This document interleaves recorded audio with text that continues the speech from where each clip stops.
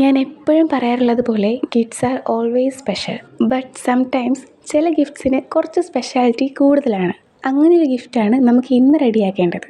ഈ ഒരു ഗിഫ്റ്റ് നമുക്ക് കുറച്ച് ലോങ് ഡിസ്റ്റൻസിൽ കൊടുത്തയക്കേണ്ടതാണ്. ഗിഫ്റ്റ്സ് കൊടുക്കുമ്പോൾ അതിൻ്റെ ഒരു റിയാക്ഷൻ കാണാനോ അല്ലെങ്കിൽ നേരിട്ട് ഒന്ന് ആസ്വദിക്കാനോ പലപ്പോഴും ലോങ് ഡിസ്റ്റൻസ് ആയിട്ടുള്ള കപ്പിൾസിന് പറ്റാറില്ല. ഒരുപാട് ഐറ്റംസ് ഒന്നുമില്ല, എന്നാലും ആളുടെ ബോയ് ഫ്രണ്ടിന് വേണ്ടിയിട്ട് സ്പെഷ്യലായിട്ട് വാങ്ങിച്ച ഒരു ഷൂ പിന്നെ ഒരു ചെറിയ ബൊക്കയും കൂടിയാണ് നമ്മൾ ഈ ഒരു ഹാമ്പറിനുള്ളിൽ സെറ്റ് ചെയ്തിട്ടുണ്ടായിരുന്നത്. ഈ ഒരു ഗിഫ്റ്റ് റെഡിയാക്കുന്ന മുന്നേ എനിക്ക് പ്രത്യേകം എടുത്തു പറയേണ്ട ഒരു കാര്യം ഈ ഒരു കസ്റ്റമറിനെ പറ്റിയാണ്. എനിക്ക് ഒത്തിരി ഇഷ്ടപ്പെട്ട ഒരു ബിഹേവിയർ ആയിരുന്നു ആൾക്ക്. ആക്ച്വലി നമ്മളിത് കൊടുത്തയച്ചത് ബർത്ത്ഡേ കഴിഞ്ഞിട്ടാണ്, എന്നിട്ട് പോലും ആൾ ഭയങ്കര ഹാപ്പി ആയിട്ട് എന്തായാലും കുഴപ്പമില്ല കൊടുത്തയച്ചാൽ മതി എന്നൊരു രീതിയിലായിരുന്നു നമ്മളോട് ബിഹേവ് ചെയ്തത്. എനിക്കെന്തോ അത് ഭയങ്കരമായിട്ട് ഇഷ്ടപ്പെട്ടു കേട്ടോ.